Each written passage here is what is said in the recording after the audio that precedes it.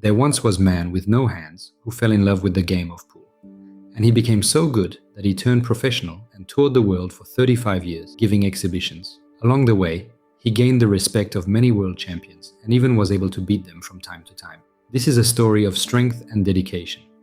This is the story of George H. Sutton, known as Handless George, the pool player with no hands.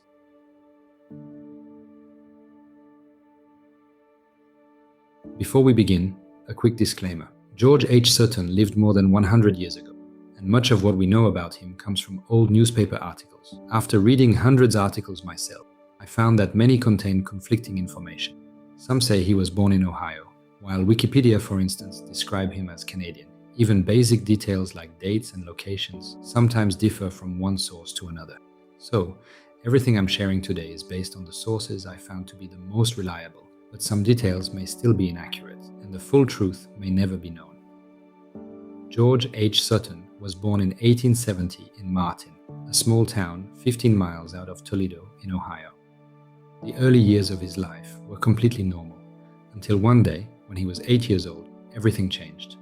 Martin was a lumber town, and I guess it was a different time because for some reason, an 8-year-old kid was allowed to play in the local mill.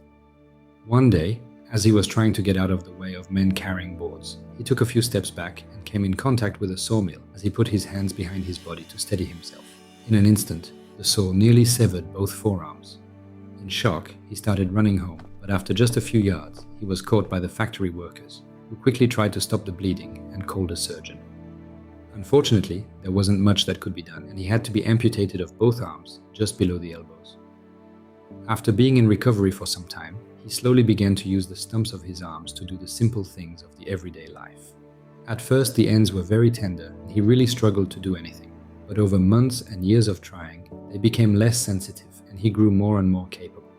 So much so that by the time he was 12 years old, he was able to be fully independent and even played baseball with his friends, catching the ball between the stumps.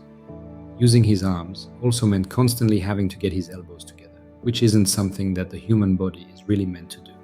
And as he was still growing, it impacted the way his body developed. His chest became flatter and his back rounder than normal.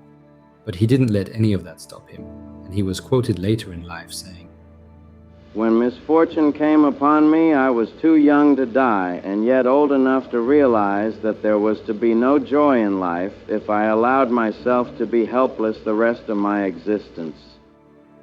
In the 1890s, George went to the University of Milwaukee to study medicine, and it's during his time there that he discovered the game of billiard and very quickly developed impressive capabilities. Within only 3 years of picking up a cue, he was already a state-level player, and he proved it by becoming the Wisconsin billiard champion. In the early 1900s, he decided to turn professional as he had realized he could make a living out of his talent. After finishing my medical study, I was in debt. Then I turned to billiard to make money, and now it's my life. In 1903, he played a tournament in Brooklyn, which was covered by the New York Times. After that, people all around America became aware of the existence of a top-level billiard player with no hands.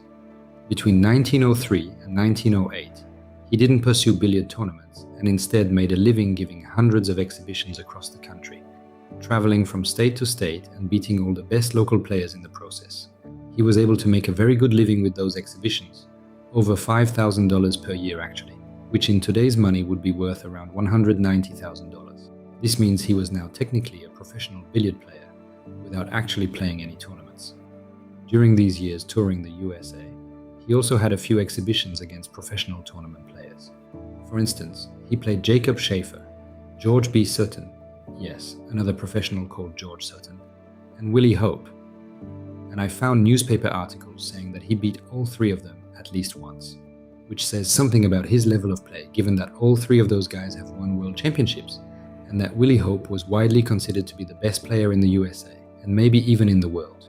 And if you needed more proof of his level of play, there are some newspapers that placed him as the 9th best player in the country at the time.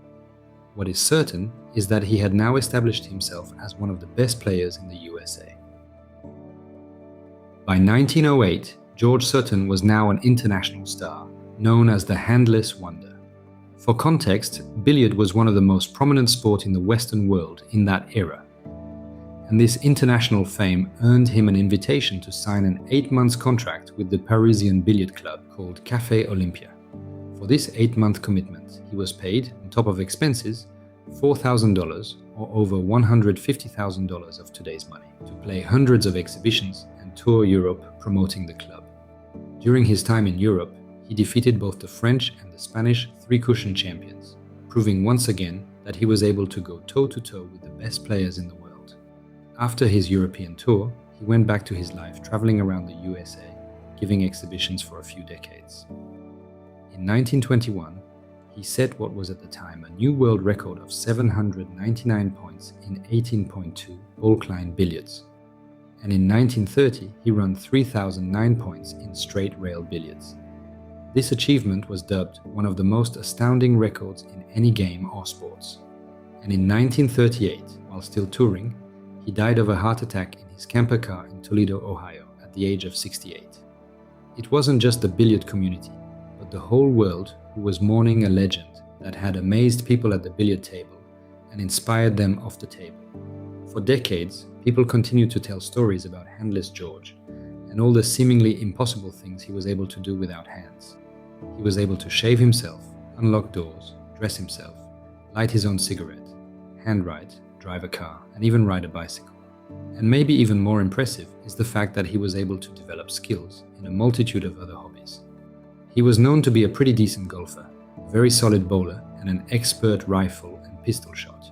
Yes, you heard right, he was an expert rifle and pistol shot.